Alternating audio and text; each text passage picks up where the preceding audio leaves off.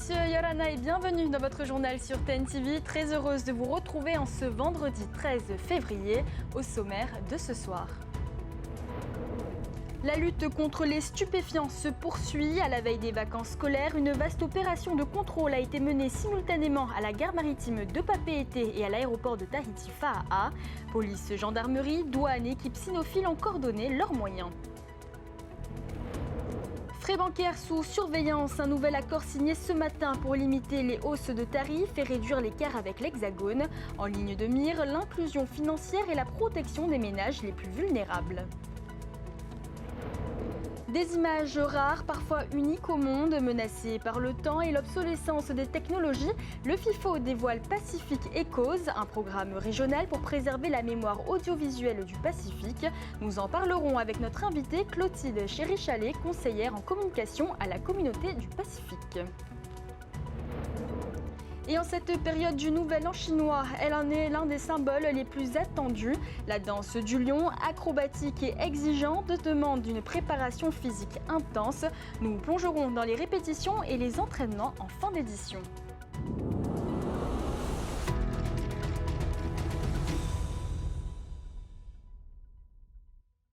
Contrôle renforcé aux portes du territoire. Ce matin, une vaste opération anti-stupéfiants a mobilisé police, gendarmerie, douane et équipe cynophile à la gare maritime de Papeete et à l'aéroport de Tahiti Fa'a. Une action coordonnée pour lutter contre les trafics et sécuriser les flux en cette période de vacances scolaires. Les détails avec Thomas Chabrol et Naya Bennett. Dès les premières heures de la matinée, les contrôles s'intensifient à la gare maritime de Papeete. Les agents de la police nationale et police municipale interviennent avec le soutien des douanes. Les passagers des ferries en provenance de l'île Sœur, mais aussi au départ de Tahiti vers Moorea, sont contrôlés. Bagages et véhicules sont minutieusement inspectés. Une action ciblée qui s'inscrit dans le plan de lutte contre les stupéfiants. On va maintenir la pression, on va essayer de l'accentuer. On s'organise de manière à faire des opérations à la fois coordonnées de cette dimension-là, puisque ce matin on a mobilisé une cinquantaine d'agents, 3 forces confondues, plus les brigades cynotechniques. Et on montera aussi d'autres opérations dimensionnées différemment, peut-être sur un portage plus léger, mais pour gagner en agilité. Dispositif similaire à l'aéroport, au départ comme à l'arrivée. Si les contrôles sont quotidiens sur la plateforme, aujourd'hui certains avions et bagages sont spécifiquement passés au crible. Cette opération répond notamment aux demandes des maires des archipels, inquiets de la circulation de produits illicites vers les îles. On a contrôlé des départs vers Whakarawa et on vient de voir un vol arriver qui arrivait de Tubuai. Et puis les vols internationaux aussi, évidemment, mais aussi à la gare maritime, où il y a eu des contrôles sur les ferries pour Moorea, mais aussi pour les départs pour les Raromatai. Et puis en ce moment, il y a aussi des contrôles aux Marquises, dans les îles sous le vent, au Tuamotu, qui vont nous permettre de continuer à faire les contrôles arrivés, à la fois avions, mais aussi bateaux dans les Raromatai. Donc voilà, c'est vraiment une action de grande ampleur. Dans cette action, la gendarmerie des transports aériens cherche aussi les produits interdits à bord des avions. Armes à feu, importantes sommes d'argent liquide, produits dangereux. Pour les déceler, le flair des chiens est infaillible. Tous les trafics sont ciblés. Il est entraîné, donc il a le cannabis, héroïne, cocaïne, méthamphétamine, billets, armes et munitions aussi. Sur le tarmac, les personnels navigants et pilotes ne sont pas exemptés. Ils ont eux aussi été soumis à des contrôles.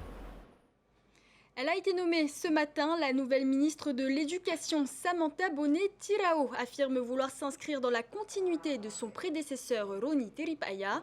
La promotion du Reo Tahiti et de la culture sera au cœur de son action, mais l'ancienne chargée de mission du ministère en tient également porté une attention particulière au transport scolaire et au calendrier et aux infrastructures.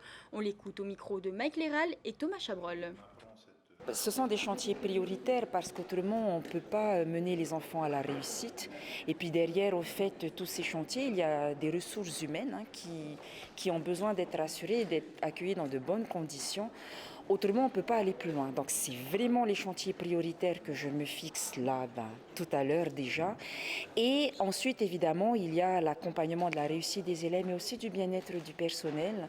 J'ai notamment une pensée pour les élèves à besoins éducatifs particuliers, notamment porteurs de handicap, parce que j'ai eu l'opportunité pendant ces 20 dernières années de faire le tour des archipels de la Polynésie française. Et c'est un chantier qui me tient à cœur parce que nous avons énormément de familles qui ont besoin d'être accompagnées pour ces élèves et ça fait partie des chantiers prioritaires. Voilà. Alors que la nouvelle ministre de l'Éducation vient d'être présentée, une rencontre s'est tenue aujourd'hui autour du dossier du principal du collège de Toubouey. Suspendu de ses fonctions en octobre 2025, Willy Weiho a été reçu par le nouveau vice-recteur André Canvel.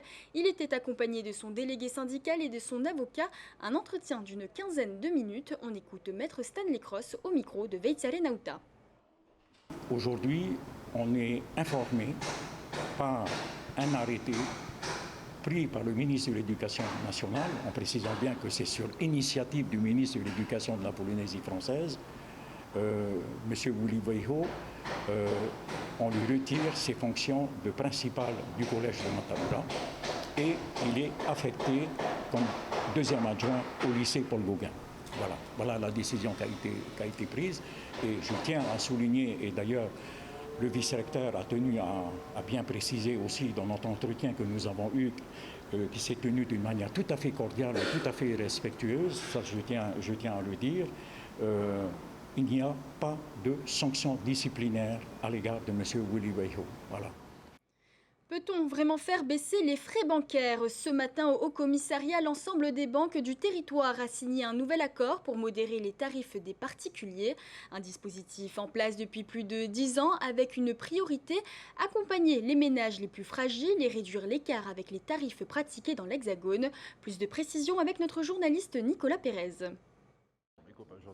Cet accord signé avec les directeurs des principales banques, établissements de paiement et le Haut-Commissariat pour la période 2026-2028 vise à réduire les écarts tarifaires avec l'Hexagone et à renforcer l'inclusion bancaire, notamment pour les clients financièrement fragiles. C'est un engagement des banques, notamment de geler l'ensemble de leurs tarifs pendant 3 ans. Donc dans un contexte où en métropole, les tarifs bancaires ont beaucoup augmenté, on est à plus 3% par exemple, et bien les banques locales, elles, ont fait un effort particulier puisqu'elles ont notamment décidé de maintenir leurs tarifs pendant 3 ans, ce qui est un bel effort cette année.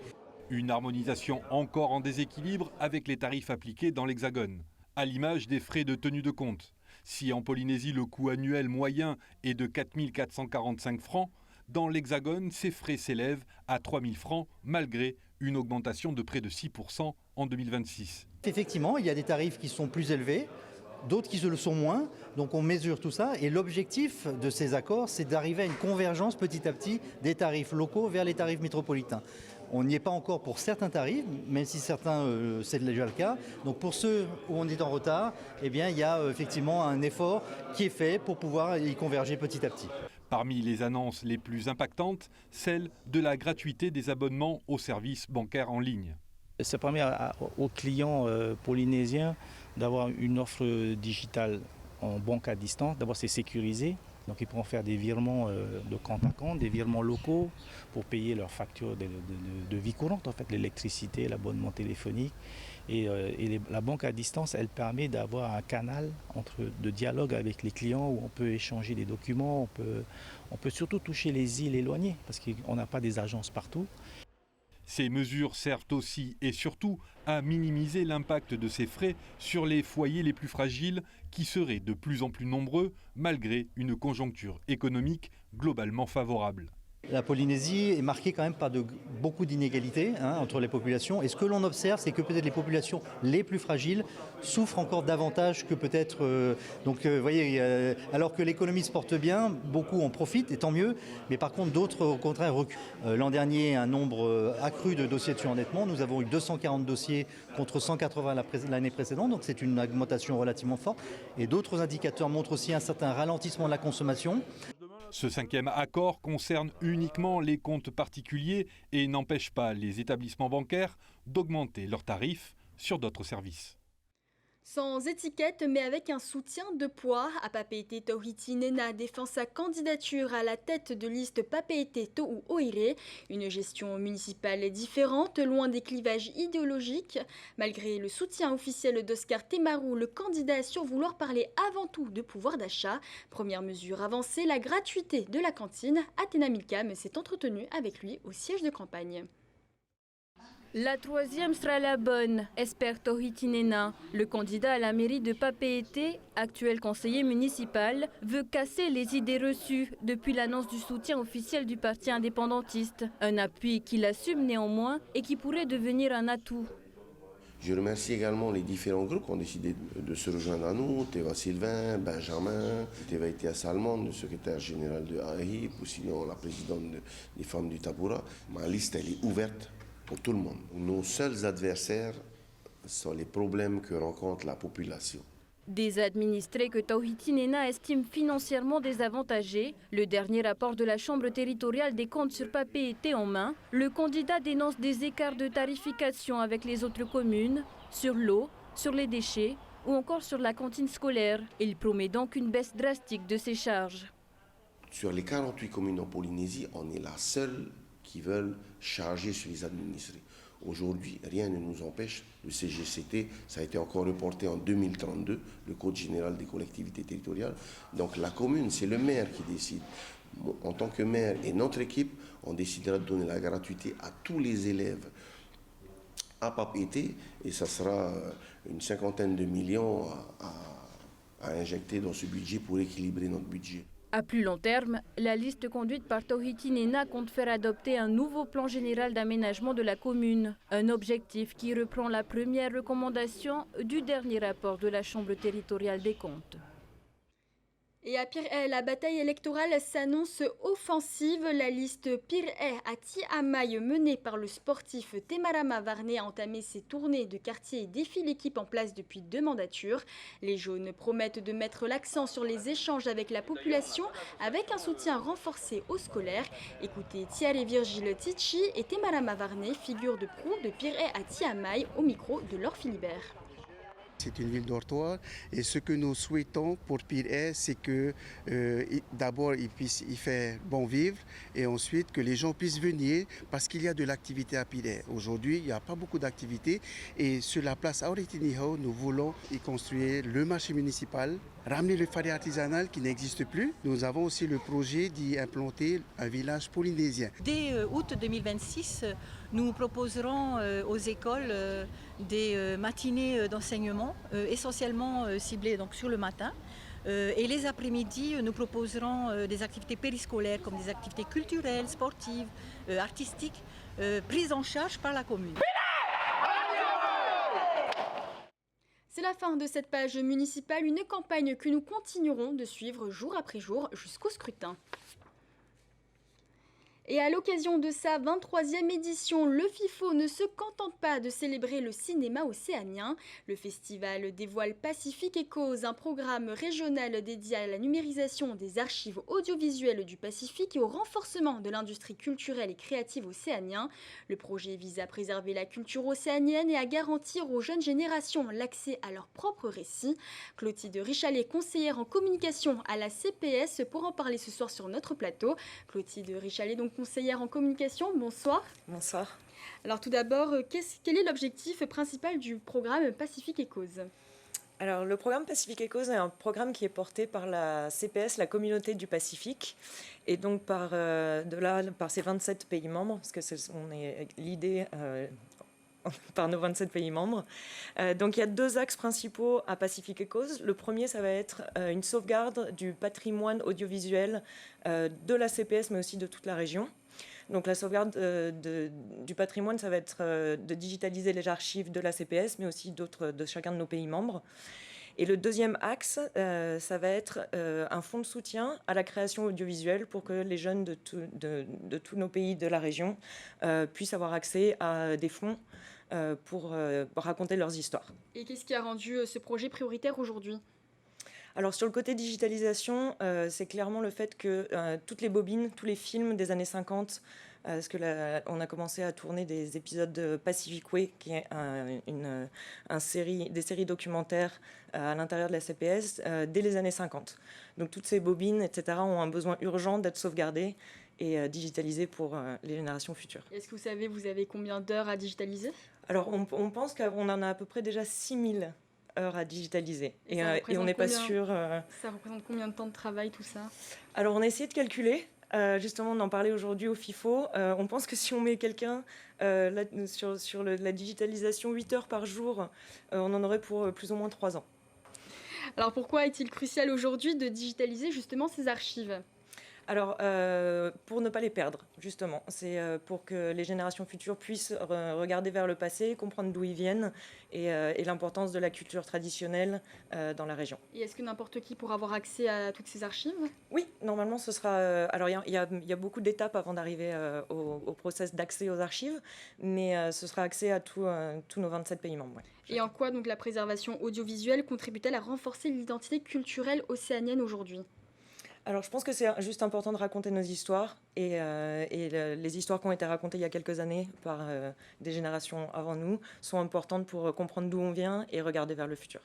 Alors, quel est à ce jour le budget estimé pour ce programme ? Alors, le budget qu'on a déjà, on a été financé, je perds mes mots, par l'Australie à hauteur de 1,5 million de dollars australiens. Et par la France pour une année, l'année prochaine, à 350 000 euros. Et est-ce que c'est suffisant ? Espérant que ce soit normalement reconductible 2 ans de plus pour le projet de 3 ans. Et on a besoin de plus, donc on est en discussion avec nos pays membres, mais on est aussi ouvert à toute autre forme de financement pour atteindre au moins le double. Et est-ce que les institutions culturelles ou encore les créateurs pourront bénéficier de ce projet ? Comment en bénéficier justement ? Oui, alors c'est le but, c'est de toucher les audiences même un peu plus jeunes, de jeunes créateurs qui veulent raconter leurs histoires et qui ont des histoires à raconter sur leur pays ou sur leur vie pour pouvoir transmettre tout ça. Et le subcommittee, le comité de travail va se réunir d'ici 1 mois ou 2 à la CPS, à la communauté du Pacifique. C'est le CPAC, le Council of Pacific Art and Culture, qui va s'occuper de gérer justement toutes ces phases d'évolution du projet. Et donc tout ça va être retrouvable sur Internet ? Oui, alors l'appel d'offres, on va voir justement exactement les mécanismes qu'on va mettre en place, mais de toute façon, on pourra suivre le projet sur le site de la CPS sans aucun problème. Merci beaucoup, Clotilde Richalet, d'avoir accepté notre invitation. Merci à vous. Le patrimoine peut se conserver dans les archives, mais il peut aussi vibrer au rythme des tambours. À quelques jours des festivités du Nouvel An chinois, la danse du lion se prépare dans les salles de répétition. Symbole de prospérité et de protection, elle mobilise les membres de l'association Jinwoo-kun, engagée depuis plusieurs semaines dans un travail exigeant. Au-delà de la performance, un enjeu, transmettre la tradition aux plus jeunes générations. Reportage signé Désiré Teivao.